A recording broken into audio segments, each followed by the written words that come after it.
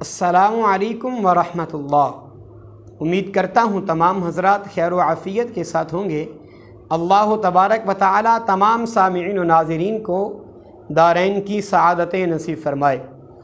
ایک اسلامی بھائی سوال کرتے ہیں کہ اکثر یہ دیکھا گیا ہے کہ بعض میت کو کسی کے انتظار کے لیے سرد خانے میں رکھ دیا جاتا ہے۔ مثلاً اگر والدہ فوت ہو جاتی ہے تو بیٹے کے انتظار کے لیے اس کو سرد خانے میں منتقل کر دیا جاتا ہے۔ اسی طرح اگر بیوی وفات پا جاتی ہے تو اس کے خاوند کے انتظار کے لیے اس عورت کو سرد خانے میں منتقل کر دیا جاتا ہے۔ تو کیا یہ شریعت میں جائز ہے یا نہیں؟ دیکھیں، سب سے پہلی بات تو یہ ہے، میت کو کسی بھی طرح کی تکلیف دینا شریعت کے اندر حرام ہے۔ جس طرح زندہ انسان کو تکلیف دینا حرام ہے، اسی طرح میت کو بھی تکلیف دینا حرام ہے۔ سرد خانے کے اندر تو صحیح سلامت زندہ و تابندہ صحت والا مرد بھی اور صحت والی عورت بھی سرد خانے میں صحیح معنوں میں نہیں ٹھہر سکتی، وہاں اس کو بھی تکلیف شروع ہو جاتی ہے۔ تو جب ایک صحت اور زندہ و تابندہ انسان یا مرد ہو یا عورت، تو وہاں وہ نہیں بیٹھ سکتا، تو میت کو وہاں کیسے رکھا جا سکتا ہے؟ تو جس طرح زندہ کو تکلیف ہے، اسی طرح اس مردے کو بھی تکلیف ہے۔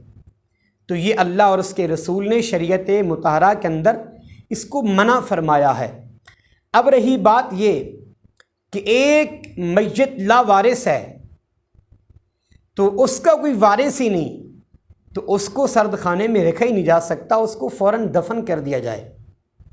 ایک وہ میت ہے جو مقتول ہے، جس کے قاتل کی تلاش میں یا اس کے علاوہ کوئی اور ان کے لیے امر مجبوری ہے، تو پھر تو شریعت میں حکم ہے کہ چلو اس کو کچھ لمحات کے لیے سرد خانے میں مقتول کو رکھا جا سکتا ہے۔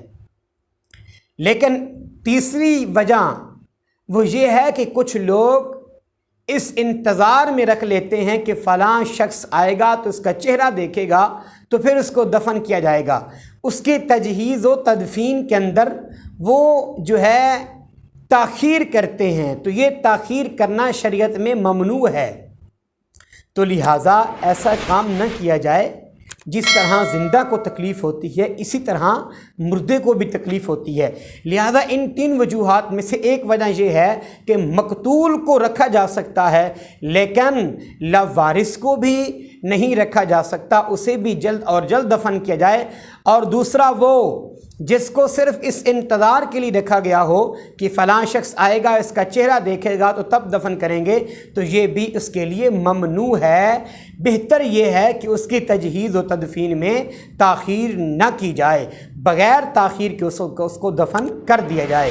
اللہ تعالی ہم سب کو صحیح دین متین سمجھنے کی توفیق عطا فرمائے۔ وما توفیقی الا باللہ۔